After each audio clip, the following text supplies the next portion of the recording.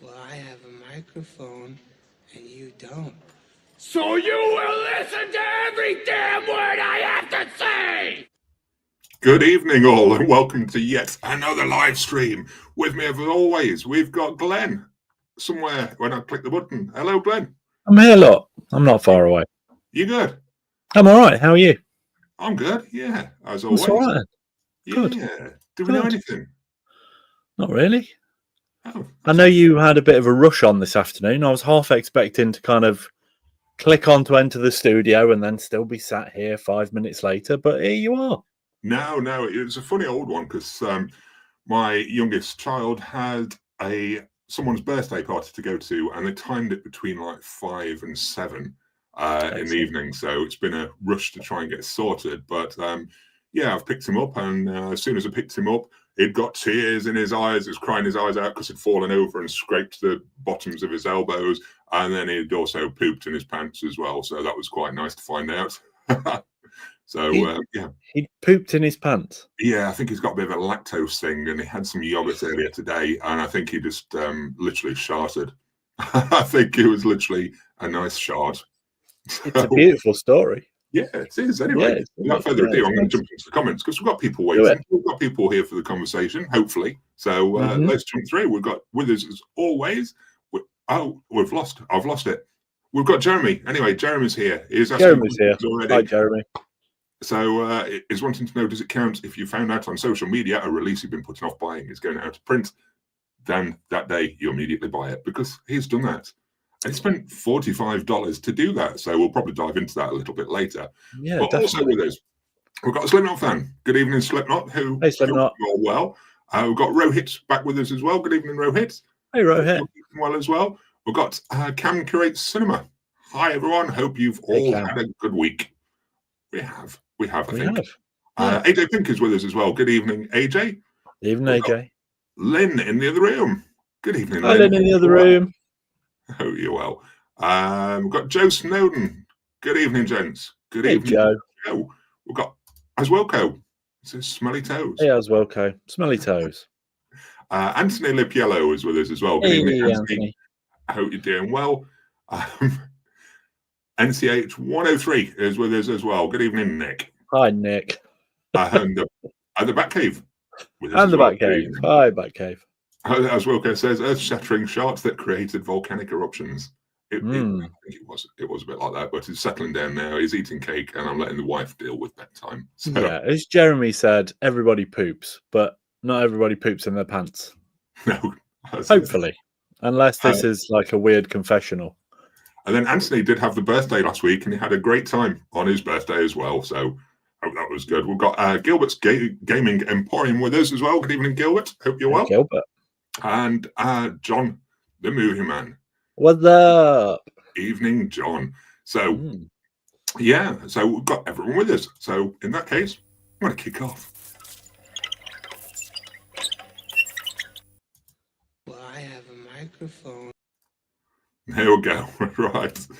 So we've got a topic, but I don't want to jump straight into topic. I don't think anyway. Do I want to jump straight into topic? I don't know.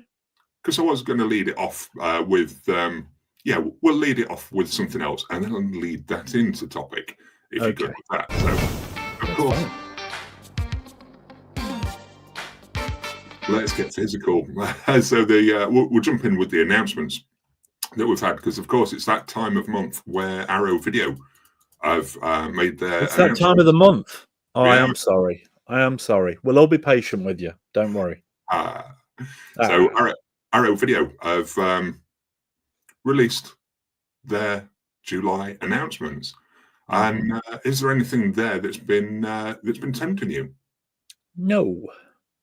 Very good. So moving on to topic of the week. Come on. It hasn't, honestly. I mean, there was, as soon as they did the tease the other day and it was a cobra, and everybody, unsurprisingly, went, I think that's Cobra.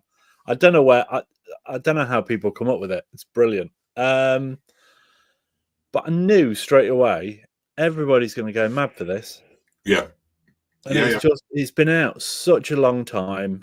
It got a random steelbook release last Yeah. year. Did I say Steelbook? Sorry. Biscuit tin release. But other than that, it's readily available, and few people talk about it. It's a film I quite like, to be honest, but This is nobody this. goes mad for it. And now, as soon as there's an Arrow release, that's it. Oh my god!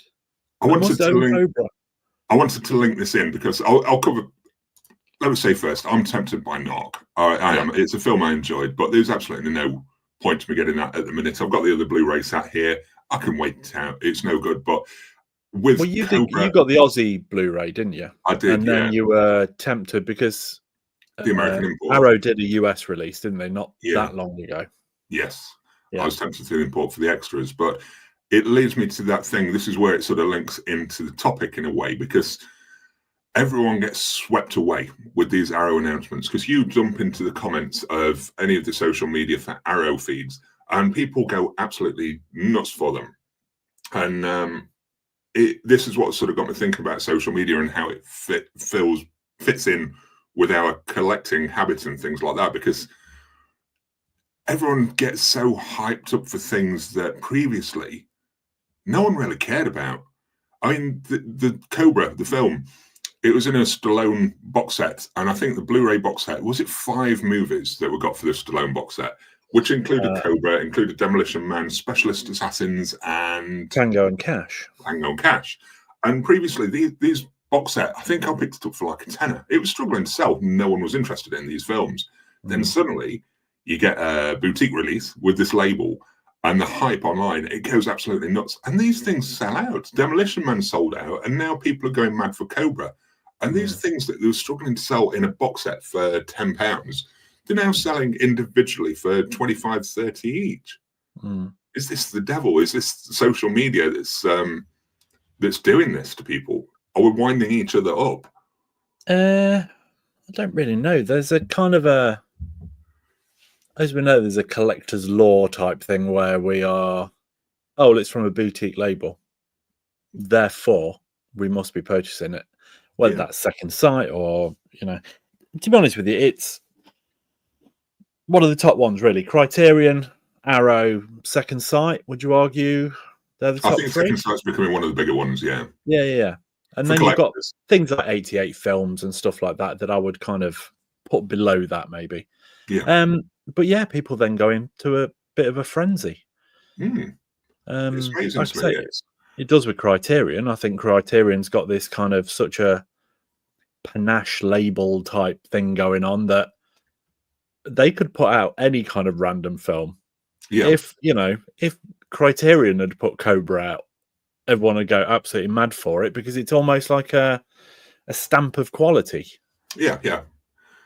It's just amazing to me that these films, they get such a massive new lease of life with a boutique release. I mean, I hope they find a new audience, and I hope the new audience appreciates them. But for us more jaded sort of collectors that have been around for years and probably got them in our collections already, there's no need for it to go nuts. It's a film that I've not thought about. It's in a box set that's pretty much sat unused. It's not one that I've wanted to go back to, but suddenly this Criterion thing's out, and Criterion Arrow Films thing's out, and everyone wants it. You want it. I got swept away and thought, Cobra, and I won a signed Cobra poster signed by Sylvester Stallone in a competition in the Sun newspaper when Cobra first came out, and the poster came through and it was folded, and it wasn't actually, it was like a printed signature rather than actually signed by him. But yeah, that's rubbish. So yeah, I've always had an issue with that film because of that. No, so it's an okay film, but again, is that one that needs a 4K release? I don't know. I don't think so. Not for me. No. But anyway, before we continue and jump into topic proper, I'm going to see what people in the comments think to the new physical announcements or the Arrow releases as well, and see what we've got. First of all, Batcave, Sinners, thoughts? Batcave, we'll swing around to Sinners. A little bit later. I don't know. Maybe not. I've got my what did we watch this week section lined up, so we'll definitely delve into Sinners a little bit. Yeah, don't mess with Phil and his slides, for heaven's sake. Big Jace, good evening, Big Philip. Jace. Good evening, Big Jace. Hope you're well. As Wilco97 saw Ace Ventura, Jurassic Park, and Jurassic World all getting 4K steelbooks, and Jurassic gets a new Dolby Vision transfer. Steelbooks, yes again. Yeah, I noticed it's Ace Ventura and The Mask are both getting 4K releases. Yeah, they're obviously going on a Jim Carrey adventure. I'm not. I don't see the need for Ace Ventura in 4K. No, really doesn't need it. No. AJ, more slop from Arrow, in my opinion. I don't know. No, it's a release I'll be keeping an eye on for the standard edition, I think. I need to check what's on my Aussie release, actually, extras-wise, see if it was worth it, but I'm not going to rush into it now. I've had that initial sort of rush of getting excited. It's like, oh, a new release from Arrow, I'll get it. And now that's passed, I'm quite chill, and I will sit back and wait. Chem Curate Cinema. Some of these releases lately are just slop. That's two slops for Arrow. Yeah, there's a lot of slop. This is maybe it's a new word with the kids, and we're just not down with them. Potentially. Brian Smith. Hey, Phil, Glenn. Hope everyone is well. Hey, Brian. Good evening, Brian. Chem Curate Cinema. Criterion is still king. Very much. For those releases, it's yeah. So Meows Lots with us as well. Good evening, Sir Meows. Hey, emptied the cat litter. Rohit, the frenzy can be to some extent they being released in 4K for the first time. Yeah, I agree. Yeah, it can often be the case. I don't agree with the 4K all the time. I think efforts should be made in other areas, but yeah, a lot of collectors seem to get excited for the new format and to have the best releases for the newest formats because I'm a collector. I've got to have the best. I've got to have it all. Blah blah blah blah blah. So yeah, people get quite excited to fill that. Woody is with us as well. Good evening, Woody. Hey, Woody. God give many, late but never slow. Hi all. Good evening. Jeremy, those Arrow releases, meh. Is anyone on here? Yeah, would you say they're slop, Jeremy? Just a matter of interest. I was just wondering if anyone on here is going to dive in for Cobra or Narc or any of the other things as well, because I've not heard anyone sound excited about any of these releases yet. Where are we? Woody, I personally don't get wrapped up in what's coming out for in a month or two. Now, I've lost track, to be honest, of what's coming out soon. I think you sent me a picture of the Friday the 13th movies that someone had received them through, and I said, I don't know when they're actually out. I've lost complete track of when they do or anything like that. It's yeah, I'm not sure whether that was stateside or not, to be honest, because I think it's not for another couple of weeks, or it might be a week tomorrow. Maybe 19th or 20th, I think. Right. I saw earlier. Yeah. Couple of weeks I just away. lost complete track. V Wong. Hi all, finally managed to make it back to one of these live sessions. Well done. I hope everyone has had a good weekend so far. I have indeed. Good that you're with us, and you can add some comments to us. Absolutely. As Wilco, I have the Warner Blu-ray double pack of Ace Ventura, so won't be upgrading. I mean, that title does not need a 4K. No. I mean, give us a load more extras, a nice new audio commentary by Jim Carrey or something like that. That'd make it entertaining. Does it need 4K? No, it doesn't. No, absolutely not. Pietro Scarpa, good evening. Hey, Pietro. Good name. Don't usually pre-order anyway. We'll wait for a sale. Arrow has 3 to 4 a year, as it is. Yeah, I think I'll be doing the same on a lot of their titles going forward. Hopefully. Woody, that being said, I wanted Uncle Book 4K, but I'm not paying 30 quid for something that may not look good. I'll wait a few weeks for reviews, then decide. Or wait for a few reviews, then decide. AJ Pink didn't really like Cobra. Narc was okay, but wouldn't watch it again, though. That's fair enough. I like Joe Carnahan as a filmmaker, so that's why that sort of gets my interest anyway. I'd look towards his interviews and things like that are on there and listen to him jabbering on. Jeremy, I wouldn't say slop, worth the watch. Personally, I haven't rewatched any of those. That's fair enough. And then as Wilco, only thing I'm looking forward to picking up is Dragon Ball Daima. Is it Daima? On Blu-ray, whenever that is, who knows? I don't know either. No, I've no idea. I don't do Dragon Ball. So Yeah, that's kind of covered the Arrow stuff. So just what is added. I pride myself on finding stuff for the collection cheap or what I see as good value. Yeah. Yeah. I think that's a good way to try and do it. John Robinson with us as well. Good evening, John. Hey, John Robinson. Without further ado, Yes. Oh, It's the the topic of the week. so yeah, I've got a hit out on social media. I needed to remove Oh, not that one. Not that No. one. Another What am I one, doing? Phil. It's another Yeah. slide. So yeah, Oh. it was just I was looking at the topic for are we massively, massively influenced by social media, and does it ruin our fandom, our collecting experience, our fandom?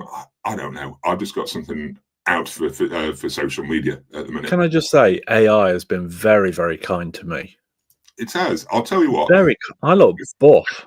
Before we jump into the topic, there was something that I wanted to chat about. I was going to leave it, but I think we need to bring it up before we actually dive fully into the topic. Where's the chair today, Glenn?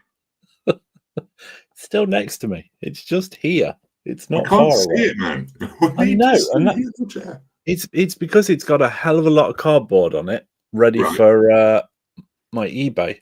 Look, we're on the move. Look, yellow chair. It's here. There It's just go. down by the side of me. It's not far away. God.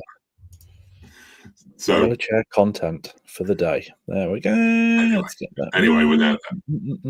without that, it was the social media aspect. Are you on many social media platforms?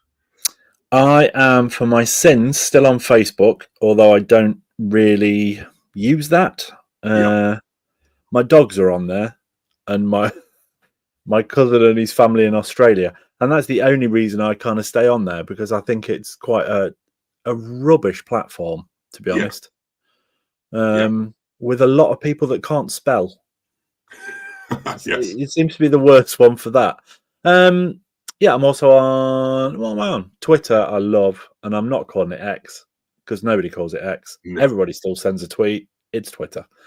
And I am on Instagram as well. Yeah. I think I've got Facebook, which I do get carried away with and flick through a lot. I've got Twitter. I've got Threads. I've got Instagram.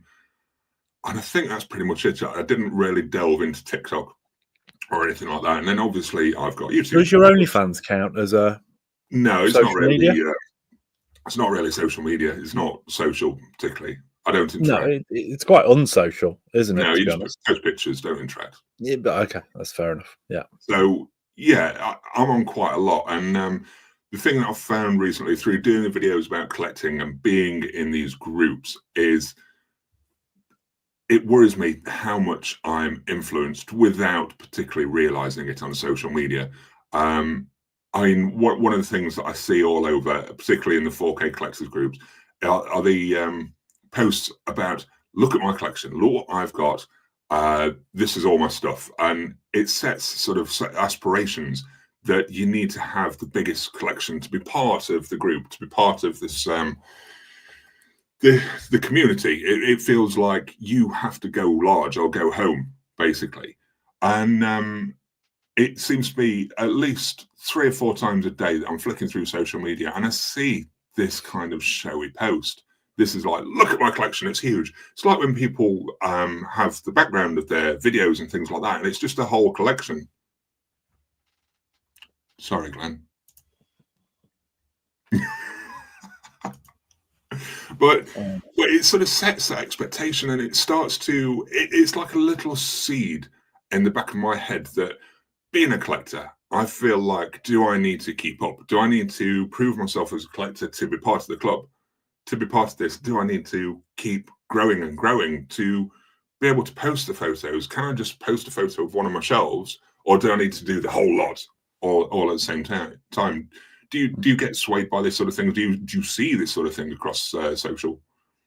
I do see it a lot. I mean, I've sent you some where both sides of the coin, really, where some people have these mismatching bookcases all over the place and they're clogged full and things are like leaning over and stuff and they look awful. And some people do it very, very well. and it's nice and it's uniform and it's spacious, and you kind of, I like that aspect. For me, it's not something I want to do. I've been there and done that, and like I say, I want to just keep reducing mine down. I don't know if you can see in this corner, look, this shelf has got a gap on it, and then the shelf below that and the shelf below it on the other side as well is actually just got CDs in it now. You've emptied some. Yeah. This is, my collection is dwindling that little bit more. Interesting. You use the term "go large or go home," and that is your tagline on OnlyFans as well, isn't it? Yeah. Social media must be a company like Second Sight or Arrow or whatever. It's like a wet dream for them, isn't it? Absolutely, yeah. They put a product out there, and everybody's within those communities posting on there and kind of hashtagging them in and all this kind of stuff. It's advertising big time. It's not just the comments on, say, Arrow, for example. They'll do a post, they'll get all the comments below that, but then you go into 4K collectors groups and things like that, and like you say, there's dozens of people that will repost the link to the Arrow page. So you're not just getting one hit saying, oh, Cobra's being released. It's Cobra's being released. And then you go onto your 4K page and it's like, wow, this is being released. And it's like, look what Arrow have put out next. Oh, this is going to be great. This is coming out in 4K. And it's all the time. It's constant. And you sort of got a barrage of stuff coming at you all the time. And it sort of adds to that temptation to collect. It's in my head, it's planted the seeds that I need to get this because everyone else is doing it. So why don't I? I stay fairly on top of what's coming out. But what's interesting to me is when I'm scrolling through Instagram or something, and I see a title and it's 4K, and I think, I didn't know that had a 4K release. And then I noticed somebody's purchased it from like Germany or something like that. So it's not just what you can buy and what you're missing out on in your country. It's what you can buy and what you're missing out on around the world. Yeah, it's just, it opens it up massively in that respect. Definitely. I'm just going to, before I move the social media, a different thing with it on, I'm going to jump back to the comments. We've got Mr. Badim with us as well. Good evening. Good evening. You're well. As Wilco, I get my physical media news from Twitter. I like Twitter for film news, especially. Yeah, and we've got Johnny Carrot-Heed with us as well. Hey, Johnny Carrot-Heed. Sakura Glenn, good evening. It says social media. AJ Pink goes just Twitter and Reddit. Reddit's not one I particularly use, but I consider if I need to go on there. But do I need to? This is the thing. Cam Curate Cinema. I don't actually follow anything physical media related on social media. This is the only channel I follow on YouTube. Wow. That's good to know. Thank you, sir. Hopefully we don't put too many spoilers. I know we're chat nonsense, but I think we avoid spoilers. You do. The Blue Corner. I'm on quite a few, but most only because I don't want others taking my username and pretty much only use Facebook, Twitter, and Instagram. That's fair enough. I should post on Instagram later. I was interested that you read X and said Twitter. Yeah. It's Twitter. AJ Pink, find those big collections mind-boggling. Don't need anywhere near that many myself and don't find it impressive anymore. No. I'm finding that when I look at the large collections, I just wonder what gets lost in there. What title can't they find that they want and think they own?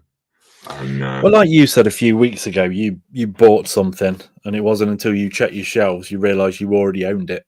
Yeah. And I think that is a sign that either your collection's too big or you're just a bit dim. Probably a bit both. Yeah. But no, I like I've said before, it doesn't impress me, to be honest. No.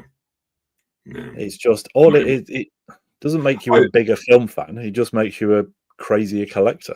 I think what does me, I saw some pictures, another one earlier as well, and it wasn't that they just had a large collection. It's that they had a large collection and there was piles over here. There's piles over here. There's these stacked on top of those. There's nice collector's editions jammed up at the top of the bookcase next to the ceiling that are just all jammed in there. And it just looks a cluttered mess. And it's one thing having that large collection, but it just looks a tip. It looks grim. And it's on a bookcase. Yeah. Which is designed for books. Woody, social media he has, Discord, YouTube, and a Facebook account, which I rarely log on to. V Wong, I found that lately the price of new releases is getting to the point of outweighing the social media influence. I think it has done massively on some of them. Jerry Carr, Facebook, Discord, Twitter, I only use for conventions. Anthony Lipiello, luckily for me, I don't have Facebook and X, otherwise I'd have fallen down the rabbit hole. And that's what it can lead to, I think. Yeah. Woody, social media, I have Discord, YouTube, and a Facebook account, which I really log on to. Oh, I think we've read that one, haven't we? Yes, yeah. I was just laughing at Blue Corner's comment. Jeremy, I've just become bored senseless of a lot of social media. It's brain rot. Facebook wasn't bad pre-COVID, but that one's right downhill. To be honest, Johnny, I've been the same with Facebook a lot recently. It's I know I do some whinging on here, but it's full of bitterness, it's full of hate, it's full of people trying to be funny with jokes that you've reread about 10 times, and it's full of it just feels a bit bitter, to be honest. But that's Is my anybody take. else freaked out by algorithms? I find it really strange when I'm on a social media platform and I'm trying to think what horror. I looked at a horror film, and then next minute, the next thing going up there was Xavier got it for sale. Yeah. And I thought, there is just you can't look at anything without algorithms going, oh, he likes this, bang, and it's there. It's really weird. Yeah, definitely. I've lost track. Clark from Many, like to hear on social media what's coming out on physical media, but I've almost stopped pre-ordering as there's just too much coming. Absolutely. V Wong, I only really watch YouTube and not active on other social media platforms, which I guess is a blessing in disguise. Yeah, I think so. I think, to be honest, when I get to the end of this, I'm going to make that decision whether to quit the socials completely for a bit or not. Including YouTube. Oh, thank God. Did you mean keep this? Sorry. Yeah. Rohit, I watch YouTube mainly and Reddit 4K forum. Yeah, Slipknot fan. The influencers create a sense of FOMO. Absolutely. I think they do. And it's not just, I think, get my words. Where are my words? The influencers on YouTube definitely create that sense of FOMO. I think it's been pointed out by other YouTubers that some of them can upsell what they've actually got in front of them. Rather than giving honest opinions, they kind of upsell to carry on receiving these releases and basically sell themselves. So, yeah, they can create a big sense of the fear of missing out, which is what the distributors want, I think. And, some of them carry that onto their socials on Facebook, Instagram, Twitter, etc., etc. Woody, I'm in the same age group as the gentleman hosting Tiny Nights Entertainment. I just can't be asked with the vast majority of what's out there. Endless scrolling infuriates me. And I'll tell you what, with socials, I checked my screen time. I've been making a conscious effort to try and drag it back. And I think at a point on social media, I was spending sort of a couple of hours a day on social media, scrolling absolute nonsense. And none of it's been useful. I've dragged it down. Mine's about an hour a day now, but it still feels too much to me now. Mine was nearly touching 3 3/4 hours, not that long ago, per day, which is just ludicrous. But then you consider what else you could be doing. You should have been doing, with that 3 hours. Yeah. And what sort of information do you read? You reread the same news story in various different formats because you focus on one, like you say, the algorithm hits you. So you go on one news story and then it pops up 3 or 4 more times, just like that. Yeah. And you're in there and you're hooked. Yeah. John Robinson, I preferred it back in the day where you went to a high street store and saw the new releases were out, whereas, months in advance due to Facebook and YouTube. Absolutely. Paul Oxley, afternoon. When it comes to social media, I've not really wanted to post my collection, but I do like to see what others buy and what's coming out, as I think you get more real review of titles. I don't know. I think it tempts me when I see other people with something even more. You sort of imagine what your shelves would be like if you had that in your collection too. You know what I mean? It's sometimes you get, as well as the collections that were mentioned that look a mess, you sometimes get the nice collections and you think, oh, just imagine what my collection would be like if I had a complete collection of Tarantino movies, or my Rodriguez collection had every single title. Just imagine. I need that too to make sure my collection is that good looking. Well, plus, like you just said, that comment mentioned reviews of things. Is it a genuine review? Because there's a lot of people, like you've said, that will get sent. Oh, I've frozen again. That will get sent a copy ahead of time, and because they're kind of a little bit flattered that they've been sent something for free and what have you, they give it a glowing review. When actually, if they'd gone out and spent £35 on it, then reviewed it, you'd probably get a very different review. Yeah. So it's listening to reviews of the right people. Yeah. Absolutely. Brian Smith, I left Facebook 3 years ago and thought I would miss it, but I don't. Absolutely. I think that's been on my mind. It's like, if I disappeared from social media, what will people think? They'll not know what I'm doing. They'll not know this, and I won't know what they're doing. And I think, does it matter? I've got a phone. The people that I care about, I've got their numbers. I can text them. I don't need social media to keep that contact. Drop them a call or something instead. But anyway, speak to people? Yeah. Oh no, don't want to speak to people. Woody. I'll send them an emoji or something. That's a lot better. Yeah. What he says, algorithms is the exact reason I stay away from so much media. They know what you're doing. And the thing with, we've mentioned the Arrow and Second Sight titles and things like that, and people going absolutely mad for them. And the thing with social media, with that sort of thing, it makes me consider, because we're all on there and we're all chatting and we're all doing this, that, and the other, is there a herd mentality with having to have something? Are we like zombies? Is that herd mentality there, which is what's pushing me to buy, because everyone else is having it, so I've got to have it as well. I'm surprised you've used them as zombies, Phil. I was going to look at love for a herd of cows, but we went for the zombies instead. Went for the zombies, yeah. I'll pause again. It is that herd mentality a bit, I think, as well, particularly for the Arrow, the Second Sight, the limited edition boutique steelbook, whatever. It is that thing of you just going along with the crowd, and the social media is causing that. Yeah, I mean, I'm not saying this specifically about Cobra. I mean, we keep using it as an example, but it's the latest release. We need to use it. Yeah, they always say about you can't polish a turd, but you can roll it in glitter. I don't necessarily think Cobra is that bad a film, but you look at some right crap that came out, like Barbed Wire, Tank Girl, pretty unwatchable movies. But because they get boutique label releases in box sets and what have you, and they're splashed all over social media and things, they people go crazy for them and they sell out. What type of glitter is it, as Wilco? Glittery glitter. I don't know.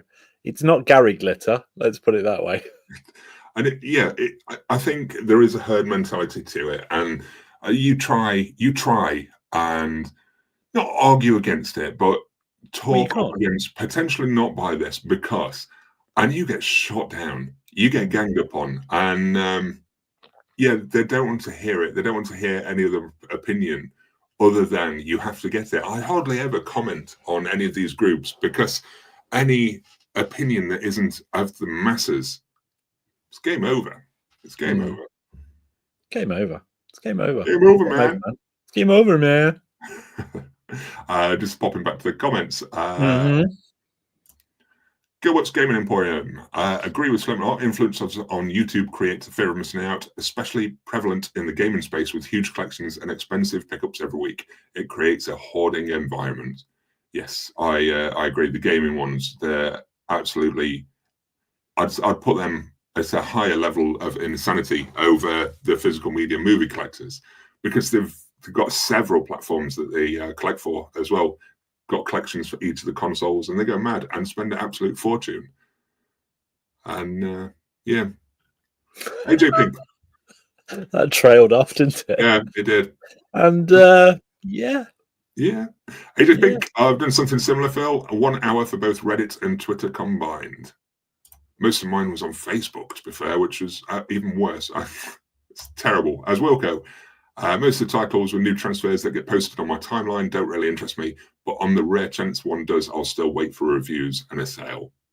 Yeah. I think the 4K ones, I think now we're seeing it's worth waiting for reviews on a lot of them because whether it's not the best transfer or you end up with disc replacement programs and all this kind of stuff. Yeah.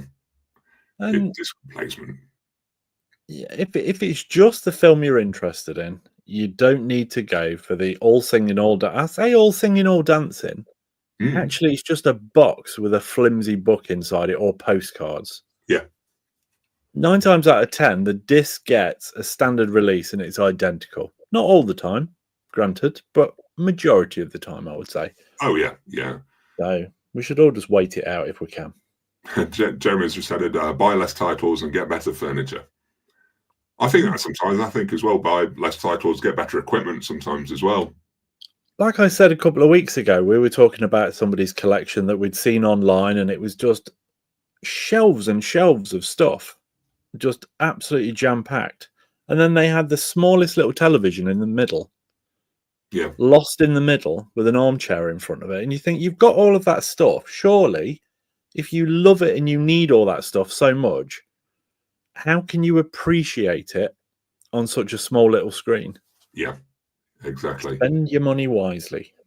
Exactly. That's what I agree with that. I've seen people that work in the film and TV industry just not make efforts, and you visit their place and the TV that they've got is just not up to scratch, and then they're commenting on the quality of the picture and things like that, and they're sat with a Polaroid TV in the living room, and it's like, come on, man, you can't be looking at the picture quality and commenting on things like that when you're running it off a Polaroid TV. It's it's very funny, Phil, because obviously I know exactly who you're talking about. Yeah. Anyway, Clock of Money agrees there's always a sale on soon. And there's always one round the corner. Yeah, we're getting to the point with some of them. The sale ends, and literally 2 weeks later, they've got another sale. It's like one of the furniture shops we have in the UK, DFS. I think there's only 1 week a year where they don't have some kind of sale on. It's we're going towards that. Or we always get, it must end Tuesday. And then by Tuesday, you get, by popular demand, we are extending the sale another month. Yes. It's popular demand. People want things cheaper. Yeah. Gilbert's Gaming Emporium. I've been severely downscaling. Also, Blu-rays, DVDs, comics, and games. Comics especially. Yeah. I think the thing is with downsizing, it's just, if you're not going to use the things again, or you don't find any joy in having them on your shelf, then it's important to clear it out and just make use of your space, enjoy the space that you've got, and enjoy what you have in that space. Yeah. As well. I said to you the other day about the Japanese minimalist book thing. And I said, I was really interested, and I think I was tempted to get it. And then I thought, surely you're cluttering the place more by buying another book. So instead, I just Googled it and read what it had to say. Yeah. There we go. Pietro Scarpa. Social media has become a tool to sell us crap that we don't need.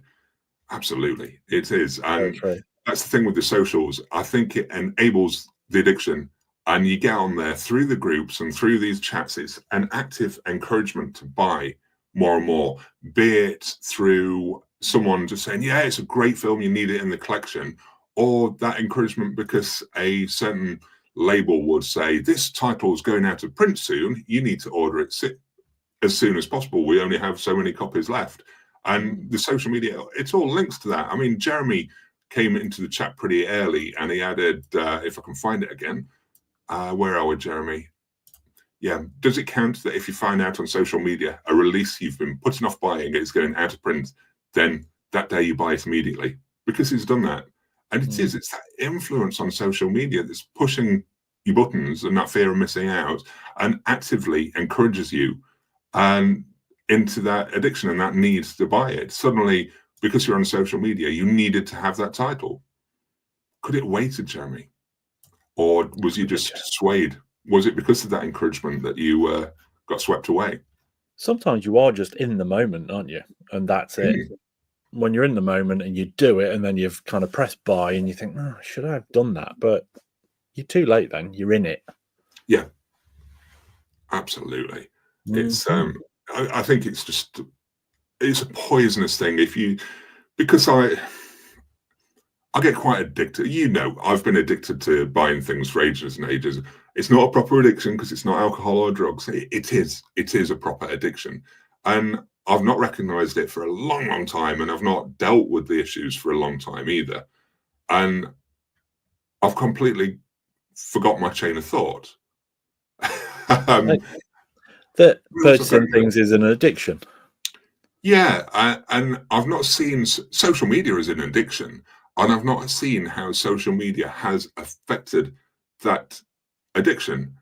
And someone posting that they've received something is enough to set me off all the time. You've seen it before. Someone posts that they've got the Tom Savini documentary Smoke and Mirrors, and I'll be like, oh, I didn't realize that was out. I've got to order it now. And I've ordered it just like that because I've seen it on social media. So why? I'm also addicted to social media. I sent you a horror book the other day a post for a horror book. It's not out until September. I would not have known about it without social media. No. You can take that in a good way or a bad way, really. But nearer the time, I'd have probably just gone in a bookshop and stumbled upon it. Yeah. And that might have been the better way. But I'll tell you what the weird thing is as well. I think you'd have been better walking into a bookshop and stumbling on it. I think you'd have had more enjoyment discovering that there and being able to pick it up. But yeah, it's the thing with the phones that it is too easy. It's a reflex. But I don't know about you. I'll get up in the morning. When I'm making my morning coffee, I know that I can scroll up, I can scroll to the left, and I can hit the top left icon, and I'm on Facebook. And I've got all my notifications coming through. And it's not just coming through on my phone. The notifications come through on my watch as well. So I'm never without a notification or something prompting me to jump onto social media because someone's posted or someone's done this. And it's one addiction that's leading to the next one. And I think I need to take a break from it, to be fair. But then I start questioning myself. I start trying to justify it like I can quit if I want to. Or I need to be on there because with my acting stuff, I need to post about my work so people know what I'm doing, or I need to be on there just in case someone misses me for this reason, or I'm following this person that said they're going to do this. And there's always a reason to keep it going. And then it just pulls me back. And before I know it, I'm scrolling through 4K collector groups thinking I need to have that latest title of Cobra. I've already ordered it. I've ordered it since we started this live stream. Really? As soon as we started talking about it, I thought, oh my God, I need it. Marlon Cabretti. It's the power. Enabling you. Yeah, also I'll think about these social media things, and then I actually think, is it doing any harm? Really? Is that not just the society we live in now? Yeah. It's how we get our information. But it's a little bit like years ago, you would have a news bulletin at like 1 p.m, half an hour, and they would tell you the news. And then you wouldn't get it again until 6 p.m. And then you'd get updated news stories. You get updated news stories, and then again at 10 p.m. You would just get a half-hour bulletin, and you got the news.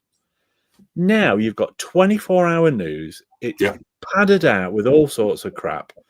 People going on there, a bit like us, giving our opinions that don't really matter, and not everybody agrees with, and all of that kind of stuff. But you end up kind of swamped by it. And I think social media is a little bit that way. Yeah. If I could set my social media, I probably can set my social media so that it just told me, this film's just been announced, this film's starting shooting, here's a trailer for a film or whatever. And it was just that. But it's not. You go on and, like you say, you click on something, and then before you know it, you're on something else, and you're on something else. Yeah. And, you know, if I go around my mum's, for example, if she's got the news channel on, it's just speculation and crap, and she just sits there and just lets it scroll through and absorbs, well, doesn't absorb anything anymore, as you know. But just sits there and kind of watches it all. And I think we're the same with social media. Yeah, I agree. It just becomes a blur, doesn't it? Yeah, it really does. I am going to flick about on the comments just for a second. I know I've missed quite a few, so I might be back and forth a little bit, but we'll see what's what. Gilbert's Gaming Emporium realised I had an addiction to buying through using Vinted. Things were so cheap. I'll never get this price again. Items landing through the post was a nice dopamine hit too, and I spent too much. And that's short-lived though, isn't it? Yeah. That's the thing. I've done it before as well, and it's like, oh, that's a good price for that. I should pick it up. Not, do I want it? It's a good price for that. It's never a consideration if I want it. It's a consideration that it's a good price, which is daft, really. Findlay, I love that you recognise it as an addiction. It absolutely is. I 100% say it is, but if you bring it up as an addiction to certain people, they will knock you down because it's not drugs, it's not hurting anyone, it's not alcohol, it's not hurting anyone like that. So it's not. I'm not doing anyone any harm. The only thing that's being hurt is my credit card. Yeah, it's nonsense. It is an addiction. The Real Sketchman. I think a lot of collectors feel like if they don't get that special edition or whatever, they won't be considered a real film fan, which is silly. Yeah, and we've spoke about this before, haven't we? It's I think we mentioned. I've done a video on it actually. That with losing your collection, if you've not got things or you're getting rid of things, that you somehow feel a little bit, because you have classified yourself as a collector, you sort of feel a little bit like you're losing your identity. In a way, which is not the case, but that's how some of these places can make you feel. If you don't have it, you don't identify as a collector. 100%. And I think, I've got rid of hundreds upon hundreds of titles. I've not missed a single one of them. I've not ever gone to my shelves and gone, oh, did I get rid of that? I can't believe I got rid of that. I don't think of myself as any less of a film fan. No. I've been a film fan since I was a small child. That is kind of what we talk about every day. It's what I look at on social media every day. I am a film fan. Yeah. If I had 10 films over there, I'm still a film fan. I don't have to have a physical item to prove that I am. Absolutely. That was going somewhere, and I've no idea where. We're both doing well this evening. We're both trailing off this evening, aren't we? Yeah. V Wong says, Glenn, your poster of The Shining has reminded me of the one pre-order I currently have, which is the Film Vault range steelbook version of said film on 4K. I can't resist the tin. I have to say, I'm a huge fan of The Shining, and I have resisted it because I just don't need a biscuit tin. To be honest with you, I don't need another copy of the film. I have 2 copies of it because I've got it on 4K, and I've also got that HMV Premium Collection Blu-ray that they did the TV version. You must be a true fan. I am a true fan, and if you haven't got both of those, you're not a fan. Yeah, but that's enough. I don't need another copy of it. Yeah. But yeah, it looks very nice. The artwork looks very nice. Yeah, Blue Corner. I'll post pictures of what I pick up on Instagram, but I don't really care about people seeing it or not. Instagram for me is more of a way to keep track of my collection if I have it or picked it up, etc. Finlay Archers says Cobra is an awesome movie. Finlay, are you ordering the Arrow release or are you sticking with the blue? Just curious. Rohit, good that Arrow releases a standard edition down the road, though I'm not too happy that they cram everything on the 4K and not the special features on Blu-ray. There we go. Woody says, watched Cobra a few months ago and I thought it didn't age well, but neither have I. I've not. Honestly, I've had it on Blu-ray for I don't know how long, and I've not rewatched it in so many years. I mean, you mentioned that Stallone box set. I think I took a picture of mine, didn't I, and sent it to you the other day. Yeah, that just sits on my shelf, and I can't remember the last thing. I think the last thing I watched in that was The Specialist. Yeah, because I couldn't really remember a lot about it, if I'm honest. One where he's the bomb specialist. The bomb specialist, yes. Gilbert's Gaming Emporium. Overconsumption can be severely detrimental to one's mental health without realizing it. Absolutely. It can.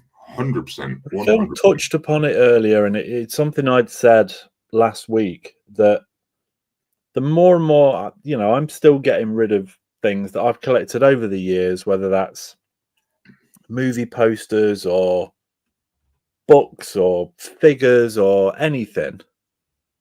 And it's quite addictive actually getting rid of it all. It feels quite, this is going to sound really amdram, but it's quite cleansing. It feels like a bit of a weight off in a lot of ways. Mm. I want to come in this room and just feel like I can sit down and read a book or something like that, and I'm still feeling like there's things I need to get rid of. Yeah. But I said to him that it's almost, I've spent so many years collecting these things and amassing these things around me that actually getting rid of them, you start questioning who you are, because for such a long time you don't realize it, but you are a collector, and that is a big part of what you do on a daily or weekly or monthly basis. And then when you start getting rid of these things, you start kind of questioning, am I still the same person that I was? Are my likes and needs the same? And yeah, I put a lot of it down to just purely getting older. And I've said to you, we won't take this like really heavy, but having loss in your life and things like that, it makes you properly question what actually matters, and what really matters, and what, when it's gone, you actually miss. You've talked about, was it like Swedish death cleansing or whatever it was called? Death cleaning, yeah. Cleaning, that was it, yeah. Yeah. All about kind of like when you pop off, all of this shit that means so much to you. Oh, I've paused again, there we go. Actually, when you're gone, somebody will come in here, your other half or whatever, and they'll just go, right, start boxing this up. I found somebody on Facebook that'll take all of this for like £10 and stuff, and it doesn't mean as much. It means a lot to us. This is meaning less and less to me as I go along. And like I said, collection wise, I'd love to get it down to like 30 titles that I absolutely adore and feel like I kind of can't live without, even though I probably could. But I'd love to be able to do that, and maybe one day I will. Who knows? V Wong, it's probably the wrong crowd here, but you should never spend to save. A rule I'm trying to follow more going forward. Absolutely, I see a lot of people talking about using physical media as an investment. It's not an investment at all. It's really not. It can depreciate so quickly. It's like the Cobra Steelbook, which sold out. That was possibly selling for more than it was actually worth, and then suddenly there's a new announcement, and bang, that value's plummeted because you've now got an Arrow release coming through. There's no investment there, and I think we spoke, Glenn, about the I'm trying to find the words again. What did we talk about, Phil? Preservation. Tell me. A lot of there's a lot of justification for collectors that they're collecting these things for preservation. What if this disappears? I'm preserving film and I'm preserving this, that, and the other. And it's nonsense. It's a line that people have been sold that a lot of collectors are sort of hanging on to. I'm doing it because I'm a film fan. I need to preserve this. And I had an example thrown at me that without people who collect, we wouldn't have had, like the Nosferatu, I think was one of the examples. And there was another example as well. If it wasn't for collectors, we wouldn't have seen these. But these are films that are from the 50s. These are films that were never available to the public or produced en masse at all. So what the collectors are saying that they're preserving, these are things that have been mass produced. They're held on digital files by the companies. They're there somewhere. It's not to us to preserve them. Unless it's something that you love, that you want to keep hold of, preserve it for yourself. But don't preserve for someone else. It's their responsibility. It's not your responsibility. A lot of collectors use that as a reason to collect. It's a justification thing, and I don't particularly agree with it. I don't see the preservation needed. again, I I love people that are film fans. Yeah, I'm a film fan. You're a film fan. You know, all we do is talk about film. And you know, when we've been to conventions and we did, oh hello, that was really attractive. Where that paused. We did Empire Movie Con, didn't we? Down at yes, the BFI and things like that. And that was nice, just meeting up with complete strangers, and we'd all sit around at lunchtime and talk about film and what was upcoming and what interested us. And all of that is great, and that's really important. And I think while this is going on, and like you say, it's important that we're fans and we talk about things and we do collect things and we carry it on, but we're not custodians of, people get carried away with this. yeah, Like, I'm preserving it for future. You're not at all. You are. The film companies do that. The film studios do that. yeah, And where we're at now, when VHS was about, there was a lot of people that probably had the same kind of idea. We're custodians. We're looking after this, and it's important that we've got that. And then Laserdisc comes out, and then we're custodians and we need to, and then DVD comes out, and then Blu-ray comes out, and then 4K comes out, and it's just one format after another. And all of these things will still be available at some point. It'll just be a different format. yeah, And as awful as this sounds, there will come a point where, and I said this about, for us, nostalgia and collecting and things like that is always going to be the 80s, because we were kids in the 80s. yeah, And that means something to us. But somebody that's born today, they won't give a crap about something in the 80s. They probably won't care about anything in the 2000s. It all shifts. And there will be films from like 1920 onwards, for example, that a lot of society today will never ever watch and never ever be bothered about watching, because things always just naturally move on. Don't know where my point was going. I hope I've made some points along the way. I'll just add V's comments in here as well. Modern censorship comes into the preservation conversation in terms of the version. The new Crocodile Dundee apparently might be censored for modern audiences. Do you think that falls into preservation? But again, is it down to the collector to preserve that? I think you can preserve things for yourself. Don't do it for the studio. The studio will still have that original cut. Oh, yeah. The studio will always have that original cut. The studio will have several cuts of various different films. Yeah. If you care about the film enough, then preserve it for yourself. Don't do it for the movie or for the studio. Just let it be something for you if you really want it. But anyway, with social media, another thing that is on my mind about social media, particularly in our fandom, our area of movie watching and TV show watching and things like that, one of the things that really gets my goat about the social media, I'm tired of being spoiled. I'm not kidding. You like certain movies, certain TV shows and things like that.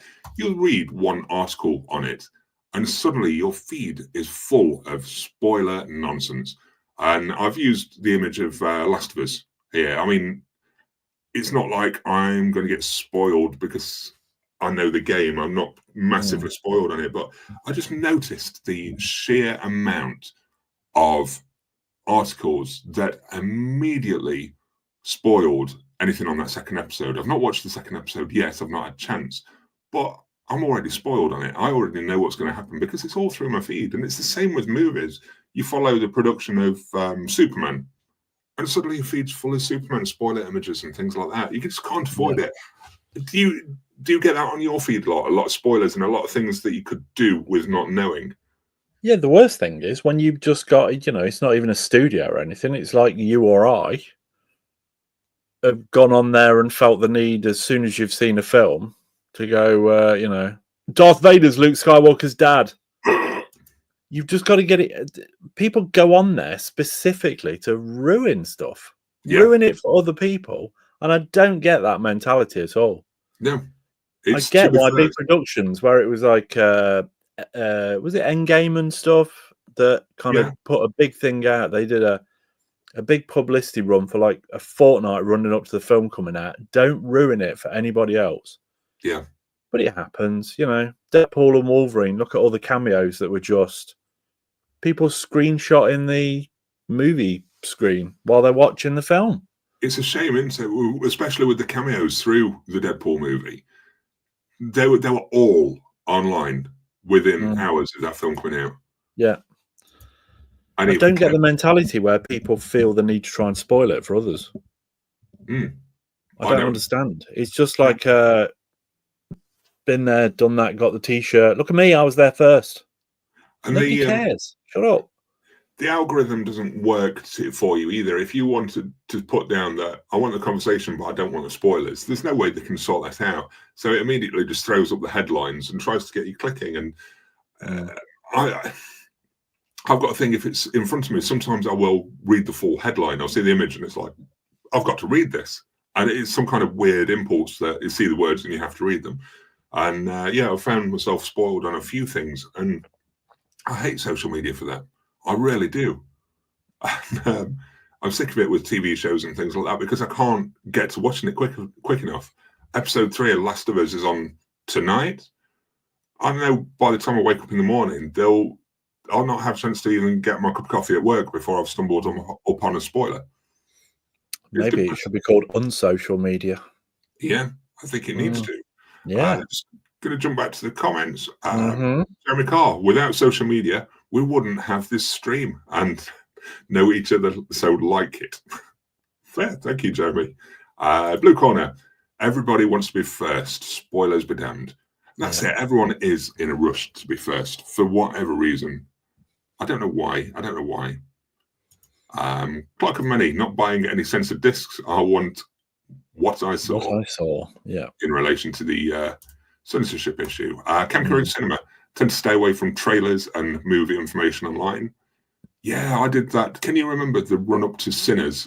Every time we sat in the cinema, I was trying to avoid watching the screen for the Sinners trailer because I saw someone comment that somebody had put, oh God, don't watch the new Sinners trailer, something gets spoiled. And then I never actually saw anything that spoiled it. But yeah, we were watching something else and it came on and I literally heard you go, oh God, not this. Yeah. But yeah. Yeah. V Wong, I had all the Deadpool and Wolverine cameos spoiled for me by social media, even though I went to see its second weekend of release, which apparently wasn't fast enough. Now, I've seen it where it's literally been like a cinema usher or whatever they're called these days. I don't know. And they've been taking pictures of the screen in an empty screen where whether they're testing the sound or something. I don't know. Yeah. And they've done it and spoiled it. And you just think, what a dick. As Wilco, it's all about engagement for spoilers, especially on Twitter, because the first one to spoil it gets the clicks to the website. It is. So meows a lot. I miss the hunt. Finding movies in the wild is way more fun than pre-ordering. Now I know beforehand, gotta go day one release to even have a small chance of it being in store. Not as much fun. Used to be a surprise what you'd find. Yeah.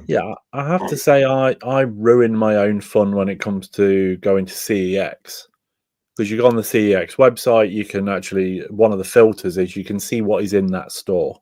Yeah. And I tend to do that because I've not always got the time to, I don't know if anybody else can relate, but the CEX that I go to, it literally looks like they throw them on the shelves from about 20 feet away. They're just all over the place. So rather than have to kind of like turn things around and pick it upside down and all that kind of stuff, I tend to look ahead to see if there's anything I'm going to want to pick up. Yeah. Fair. Woody, I watched Deadpool and Wolverine 4 weeks after it was released in 4K. I never knew anything about it except for what I saw on the trailer. You did well. You did well. Yeah, did very well. But I do limited social media. I'm practically analog these days. Yeah. Jeremy, no one is in a rush to like the stream, damn it. Yeah, they might do it a bit, Jeremy. They might do. Jeremy, go out and start knocking on doors for us, please. Use thumbs up. Yeah. Thumbs up.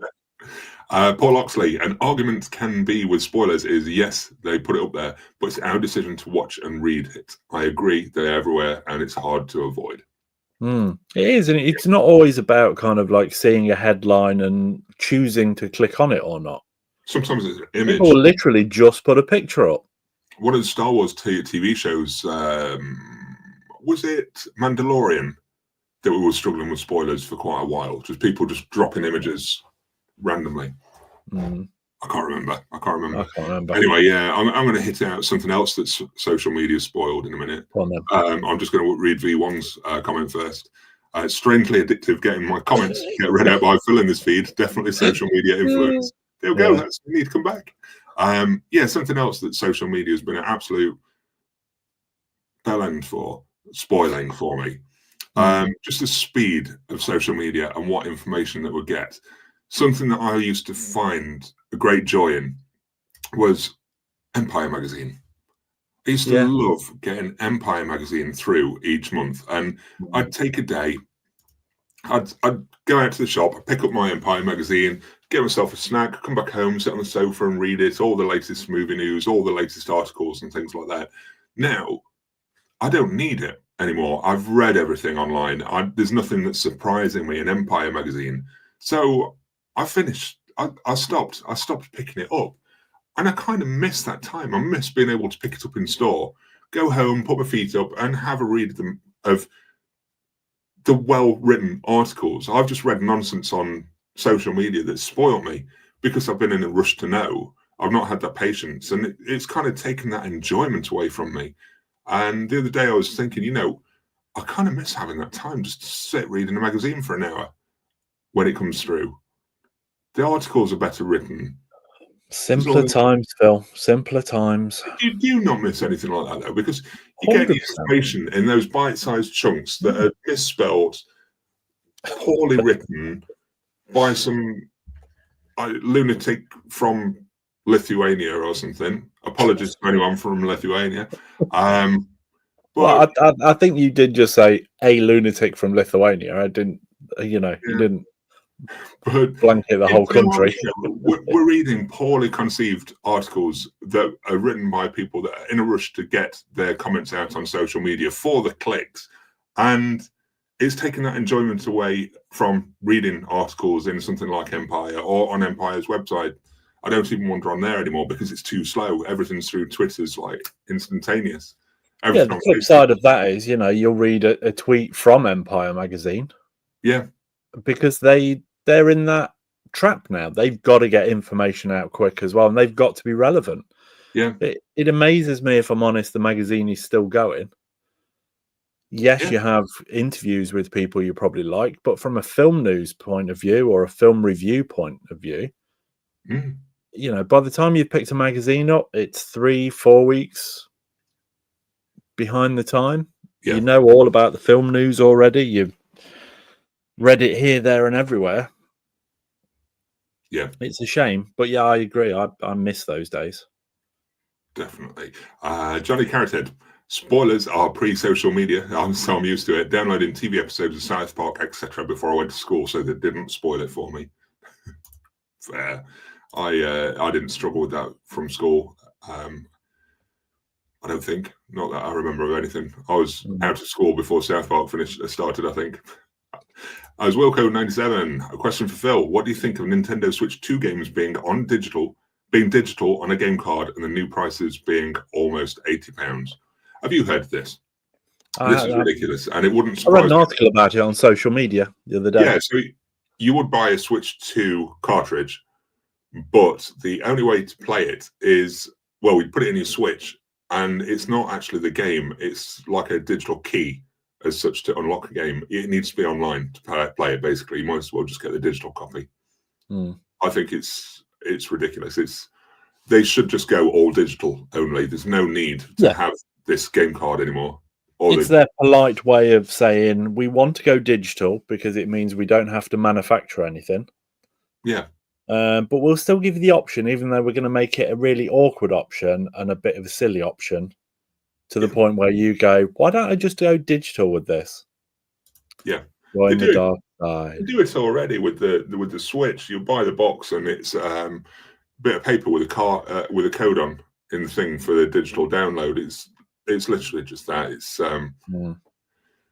but it's the same that we're having with physical media as well. They're going digital, and it's just like literally a lease. You've but with the games, you're kind of reliant on the servers being kept live.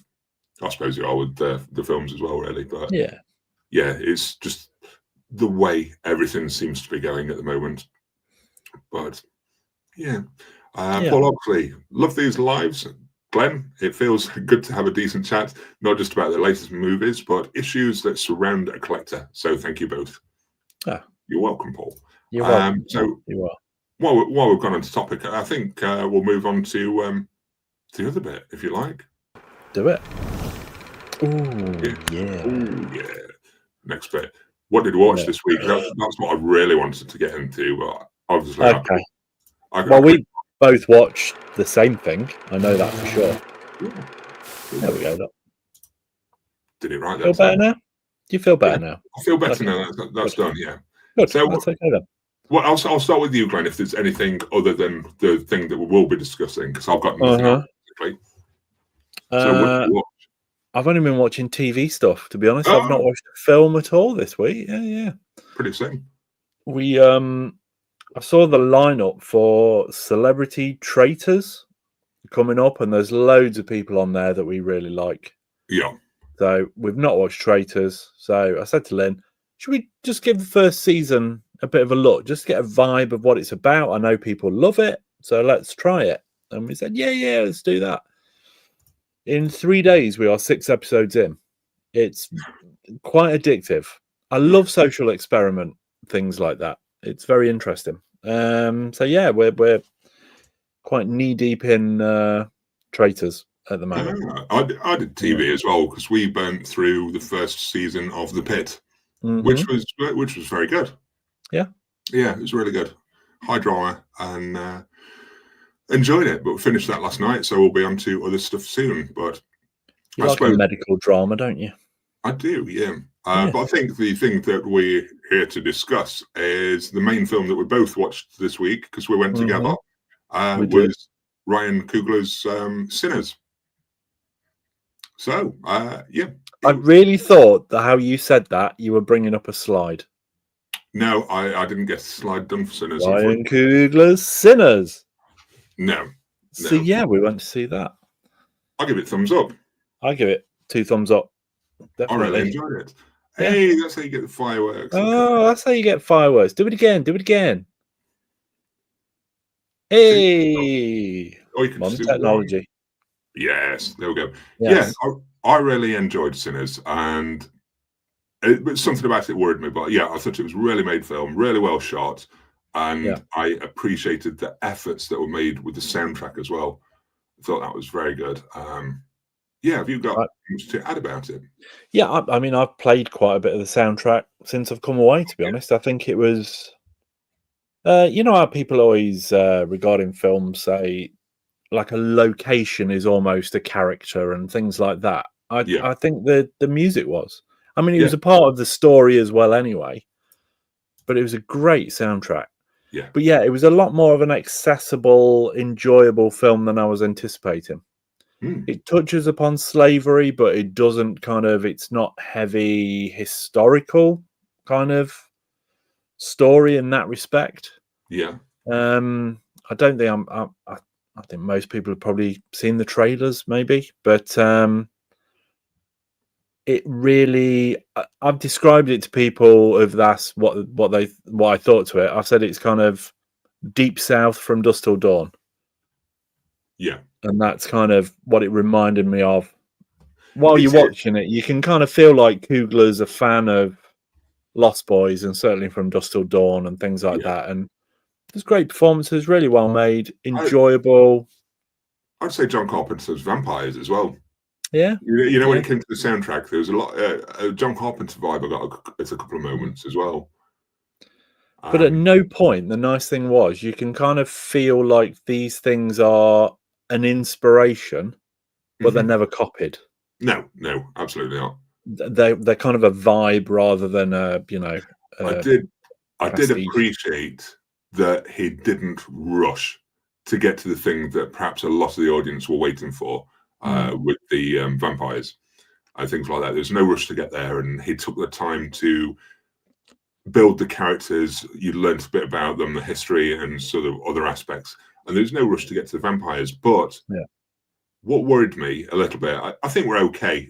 It's okay box office wise, but I saw a couple of people on their mobile phones while we're in there as well. And it worried me because I thought, if this doesn't find an audience and people, some of the audience are getting bored by it and finding the need to be on the phone, are we going to get this sort of movie again if these people aren't engaged and not watching it? But I think the box office has been strong enough for it not to be a worry anymore. But I think the general reviews and the box office are that strong that we don't need to worry. Yeah, it's and I'm happy about that. I'm glad the box office did well, but people on the phones in the middle of a film, man, got no patience to sit for a couple of hours anymore without checking the social media. The thing is, you've probably got people like that are kind of a bit half-assed film fans, and somebody's just gone, "Oh yeah, it's a vampire film," and they've gone, "Okay, I'll go and see a vampire film," and then because it isn't a vampire film for a long period of time. Interestingly, Robert Rodriguez was on Joe Rogan this week, and part of the interview on that was he was saying about how nobody wanted to make From Dusk Till Dawn because all of these execs would be reading it and going, "Oh, well, okay, it's a heist film, right? Okay, what's this going off?" And then you've got the whole vampire bit. And at the time, they were going, "Oh, it's two different films. This doesn't work out. This is not right. It's just not normal." And then by the time, so Rodriguez had done Desperado. Tarantino was coming off he hadn't done Pulp Fiction yet. He'd appeared in Desperado. I can't remember the order of things. But anyway, they were talking about From Dusk Till Dawn. And Rodriguez said, "I want to do this. Let's get this made before everything goes crazy." And he took it on. But studio execs previous to that were freaked out by it. And this Sinners is very similar to that. There's a lot of character development and there's a lot of build up before the poo hits the fan. Yeah. But I thoroughly enjoyed it and I can't wait to watch it again. I thought about this the other day. I told you I probably wouldn't be in a rush to pick it up or anything straight away because I've seen it now and there's other stuff out. But I think it was a day or two ago. I thought, you know what? I wouldn't mind putting that back on and giving it another look. Yeah. So already that's sort of in my mind that I would. I was chatting to somebody in Costa the other day and she'd been to see it and she said she wasn't sure whether she loved it at the time, but she's continued to think about the film days after. And she said, actually, thinking back, I think I thoroughly enjoyed it. Yeah. Yeah. Good. So that's thumbs up from both of us. Very good. Right, let's see what people in the comments have been watching. Where are we? Blue Corner, Havoc, and OFC. No physical release due to crappy Netflix. I wanted to watch Havoc, but I've not been in a mad rush to get to it. But I do think it looks pretty good. As Wilco97, don't think I watched anything this week, but to be fair, I don't even remember what I did 5 hours ago. It's fair. Ace Mech watched Silent Running and Ice Cold in Alex this week. Classy. Like it. Woody, I don't know what you... I watched the rest of season 4 and started season 5. Oh, yeah. I was looking for the title first. I didn't get very far with Yellowstone. I think I watched one episode of the pilot and I've not gone back in, but I know people love it and I perhaps should give it a little bit more time. Cam Curate Cinema picked up Chunking Express from Criterion this week. Also went to the cinema to watch Sinners for a second time and didn't enjoy it as much as the first. Oh, that's disappointing. Yes. As Wilco, Sinners gets bonus point for being shot on film. Can Create Cinema also saw Warfare from A24, and it's the best film of the year so far for me. I've seen a lot of love for it. Yeah. I was looking what was on next week, and considering if I could get a chance to go to the flicks, and Warfare was perhaps going to be my choice if I do get time. I know there's also The Accountant 2, and I think there was something else as well, but yeah, Warfare was taking my attention. Anthony, here's what I bought for my birthday. 10 anime and 6 movies. Crikey, anime's not cheap either. And what were those 6 movies, Anthony? Come on. We need more information. So me has a lot to watch this week. Teenage Mutant Ninja Turtles Mutant Mayhem was funny with good music. We enjoyed it with the boys, but they've not gone back to it for some reason. I'm surprised. Turtles. Godzilla vs. Space Godzilla, all 4 seasons of Reboot. Highly recommend Reboot, and Demon Slayer, first 16 episodes. Clock of Many, Warfare held my attention from start to finish. Great film. Proper loud. The whole cinema was shaking. Well, we found that with Sinners, actually, because at the start they had the Dolby Atmos thing, didn't they? Yeah. Which I'm sure they turned the volume up for that bit, because then the film itself isn't anything like as loud. The Dolby Atmos thing comes on and it's like your seats vibrate and you think, God, I'm not going to be able to sit here for 2 hours, and then it mellows. AJ Pink wasn't expecting much from Sinners, but it was damn good. Jeremy, Phil and Glenn are an inspiration. I like to think so. Really? That's yeah. Yeah. What are you bringing up? Yeah, that's kind of how I feel about that. As Wilco97 heard, Sinners was shot on film because Christopher Nolan recommended it, or something along those lines. I think it was going to be shot on film anyway, but Ryan Coogler approached Christopher Nolan with advice for using film, I believe. There's a really cool, it's like 10-minute video out there that IMAX put out. And it's Coogler and his director of photography going to an IMAX building, factory, warehouse, whatever. And the film's there. And they're able to like scroll the film across a light box. And they're like super excited about seeing all these images kind of blown up on the IMAX footage film. And it's nice. I love filmmakers that are big film fans. Yeah. Which is why I think we all gravitate towards Tarantino and things like this. And yet you feel like there's a lot of people that are just in there because it's a business and it pays well, and they're not actually that passionate, but it's nice when people are. Jeremy Carr, Where's My From Dusk Till Dawn 4K? Yeah, it could do with it, couldn't it, really? Yeah. Anthony Lipiello, I bought Candyman 2, Candyman 3, Flash Gordon, Phantom of the Paradise, Prophecy, the monster movie. Yeah. Very good. I tried to get Lynn to watch Phantom of the Paradise because I thoroughly enjoyed it. I wasn't sure going in whether I'd actually like it. Yeah. Because it's a little bit out there, but my description of it to Lynn was clearly not good. Because we watched something else. Yeah. Big J, so I watched Harry Brown last night. Had it in my collection for years. First time watch and loved it. That the Michael Caine movie? Yes. Harry Brown, isn't it? I think, yeah.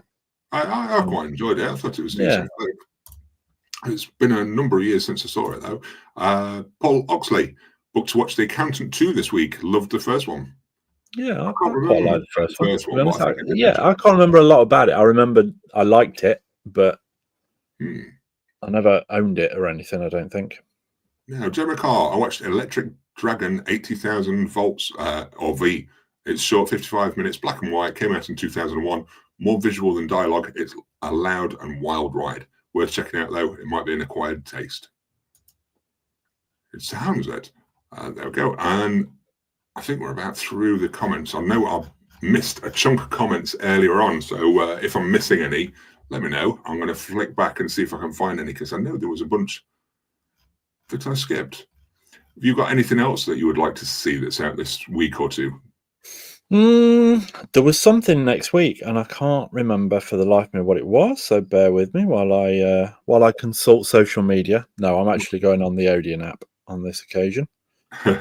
Watch today. Coming soon. Oh, Thunderbolts is out on Thursday.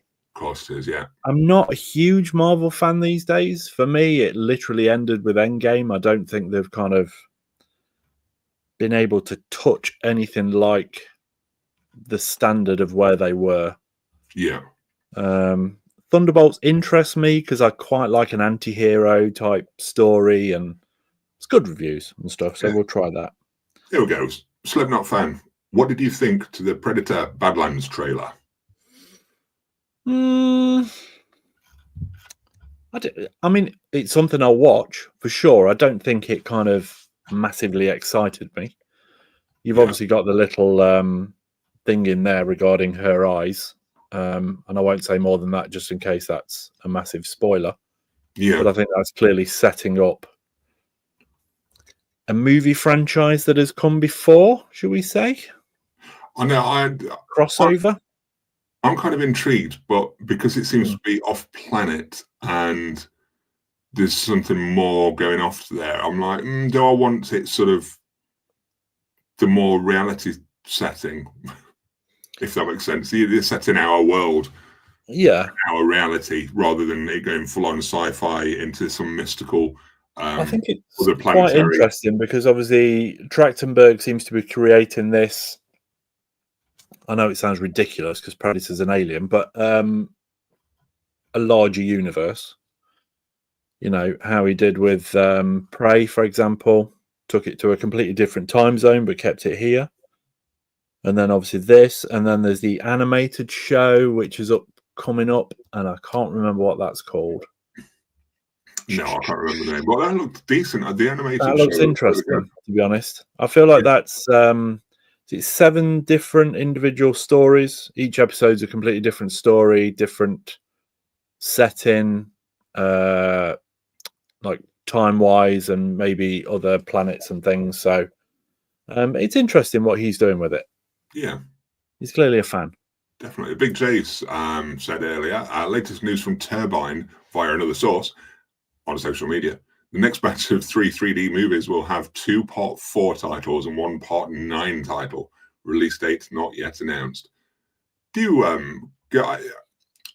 kind of amazing me the amount of people that are still buying the 3D movies. I thought it was something that had sort of pretty much died out. And I'm surprised that anyone is still producing them now, because I think for a lot of the newer 4K TVs, they're not really set up for 3D anymore. And there's a real lack of support. Do you see any point to collecting them? Dude. I don't know. I don't see any longevity in these titles, really. It's I think that ultimately 3D was quite short-lived. You know, it comes and goes through time, doesn't it, really? Yeah. You'll have, you know, you had the old like William Castle things and what have you, which was very kind of early 3D and to a degree 4D as well, with some of the silly things he did. And then it was obviously quite big again in the 80s. Jaws 3D, Friday the 13th Part 3 3D, all this kind of stuff. And then it kind of petered out again, and then it kind of came back with The Abyss. And I didn't like when... I like it when films are filmed in 3D with the intention of being 3D, and not like how... Was it like Clash of the Titans and Wrath of the Titans? Yeah. They do a process after, and I can't think what the terminology for it is. Yeah. But that all just seemed like a cash-in. I wonder if that diluted it all down a little bit and put people off. I mean, it doesn't seem a stalwart that kind of sticks around, does it, at all? I enjoy a 3D movie, but now things have moved on that much. Because it was not supported for so long, I found myself not being bothered anymore. It's like, oh, you've let me down for so long. I've passed that. I'm not going to collect for it anymore. I'm not interested anymore. And when I come to get a new 4K TV, because I know that that's not going to be 3D compatible, I think, what's the point? What's the point in getting drawn into it? When I upgrade my TV for the better picture, I'm going to lose that 3D screen anyway. Yeah, I think my point is it's always just been a little inconsistent. Yeah. So I think that's one of those where you'll end up picking up 3D films because they're 3D films rather than they're films that you actually want to own and really like. Check this out. It looks great in 3D. Yeah. But the film's rubbish, but it looks great. Yeah, but look at the depth though. Yeah. Yeah. Big J says, I think the 2-4 films will be Despicable Me 4 and Kung Fu Panda 4, and the 9 title will be a Fast 9. Fast and Furious 9. There we go. Where are we? I lost my AJ Pink. Looking forward to Mission Impossible and Ballerina. I agree. Mission Impossible, I'm really ready for. Yeah. And it's not far away now. Ballerina, you know, I'm kind of over the whole John Wick thing, to be honest. Yes, it's taken it in another direction since it's Ana de Armas, but I've still not seen 4. Still not seen John Wick 4. I've watched some of it and didn't bother going back to it because I I kind of felt like I was rewatching John Wick 2. Yeah, I'm kind of. I'm trying to think how to word this because I know that I'll trip myself up because there are films that I would break this for, but when certain franchises have got to a certain point, it just doesn't seem worth watching past a certain number of them. Mm. And John Wick, I watched 3, and that 3 already felt just more of the same. So 4, it was like I'm not in a rush. I don't see any need to see it now. I've seen what John Wick can do, and that's my fill. And it worries me with the other franchises because they just rinse and repeat. Like the Fast and Furious films, that's pretty much rinse and repeat as well. But, yeah, I mean, I gave up with them a long time ago. Yeah. I have John Wick and John Wick 2 on my shelf, and that's it. I'm done with that. That's okay for me. Fair. John the Movie Man watched Long Kiss Goodnight in the Great Outdoors and Summer Rental. Wow, you went John Candy crazy. Not that John Candy was in Long Kiss Goodnight. That, for me, was what was lacking, to be honest. Yeah. Could have been John Candy instead of, what's-her-face, Gina Davis. Ace Mech 92 says a new horror film called The Damned looks good. Oh, okay. I can't remember if we seen a trailer or not for that one. I'm not sure. Can Curate Cinema, day off on Thursday, so going to a 9 a.m. screening of Thunderbolts. That's good. I wish my You've even put the asterisk after Thunderbolts. Well done, you. Thorough. Says apparently Thunderbolts will change its title to the New Avengers. I think if it does, I think it'll be a credits thing that they do that. It'll come up Thunderbolts with a star and then change to New Avengers. I don't think it'll change the main title or anything of it. I think it'll be the credits thing. I'll put my money on it now, Big Jace. Okay. Put your money where your mouth is. Johnny Carrot still got 3D plasma in the kids' room. There we go. So your kids have got a 3D plasma, is what you're saying. Phil does that. Phil always says, I've bought this for the boys, and then it stays on Phil's shelf. Jeremy, in the States, everyone more or less says 3D movies are days. What? 3D movies physically are big in the UK compared to anywhere else. Yeah. Parasite and Jaws 3D were great. Tron 3D was aight. Yeah, I just never really bother with the 3D anymore. Even if I have film in 3D. I don't think it massively adds a lot for me at all. Like I say, I thought I've already said it once. Avatar, it kind of added something for me, but that was only a few scenes, really, not all of it. And like I said to you, a really random one that was obviously, I don't actually know whether it was shot that way specifically or it was something that was done later, was Creature from the Black Lagoon. It was actually really effective. Yeah. All the underwater sequences and the bubbles kind of coming past you and things like that. That was quite good. But I like that film regardless. I didn't need a 3D kind of element to it. No. Blue Corner says there's not a 4K TV that can play 3D movies. So, yeah, it hampers it quite a bit. Superstar Steve Jones joins us as well. Good evening, Steve. Hey. Well. Super Steve Jones. As Wilco97, did you see Lilo and Stitch getting a 4K from a brand new scan with new bonus features? I'm going to say no. But I'll tell you something. When we went to see Minecraft, there was the Lilo and Stitch movie trailer, and my youngest went mad for it. He really wants to see that one now. Got home, said, "Oh, do you want to watch the original cartoon that's on Disney?" No, no interest whatsoever. Excellent. Okay. I failed. So that'll be a nice cinema visit for you, won't it? Yeah, I'm only waiting for Naked Gun. I'm not sure about that. I need to see more. I'm kind of intrigued by it. I thought it was a horrible idea that they were doing a reboot, remake type thing. And then when I watched the trailer, I'm down with it a little more that he is Frank Drebin Jr. Yeah. And he's talking to the picture of Leslie Nielsen as his dad and things like that. And I thought, oh, okay, and I like Seth MacFarlane. He writes a funny line, so I'll wait and see on that one. Yeah. Blue Corner says, love the Wick franchise, but while I'm looking forward to both Ballerina and the Donnie Yen spin-off, I don't want a Wick 5. 4 ended perfectly for me.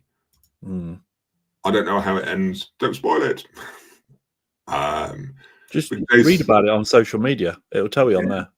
Big J says Mission Impossible Fallout was good in 3D. Another Turbine release.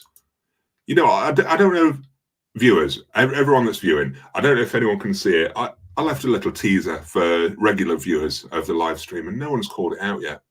Can you see it on the camera? I don't know if it's cutting me off from what I can see. No, I can see it. You see it. Yeah. No one's commented. Left them a little message. Nobody cares. Nobody cares. I left the Easter egg there, and they failed me, Glenn. The audience failed me. Leave Easter eggs knocking about, and they just don't notice it. They don't appreciate the effort, Glenn. I tell you that. They don't appreciate the effort you've gone to pushing some silly little letters on a silly little board. I had to order that in special. More for you then. Absolute madman. Jeremy Carr, I need to see Creature from the Black Lagoon 3D. He's my favourite Universal monster. It actually works really well, Jeremy. It genuinely does. I love the film, but it was quite interesting watching it in 3D. Yeah. Jeremy, you're in focus. That background isn't. Well, Jeremy, Big J's got it. Big J saw it. It's there. Look. It's there, look. Can't see it. Oh, last time I make any efforts for this stream, I tell you. You say that until next week. Yeah, I've got a new intro. Yeah. Jeremy says I can see Glenn's background more clear. Yeah, I think I'm out of focus and my background's in focus, which is probably a good thing, to be honest. So don't worry. Yeah.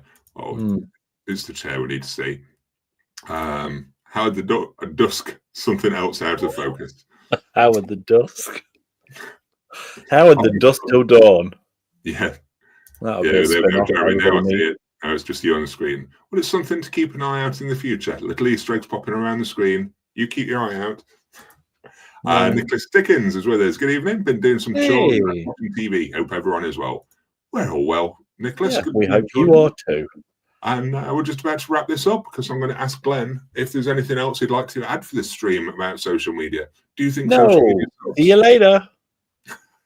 I need to wrap this up because I need to get on Twitter quick, just in case I've missed anything. So, are you under the influence? Do you find yourself influenced by it? Blah blah blah. I'm under the influence of something, but I think it's medication more so than anything else. Literally just scrolling through Twitter now just to see if there's anything exciting.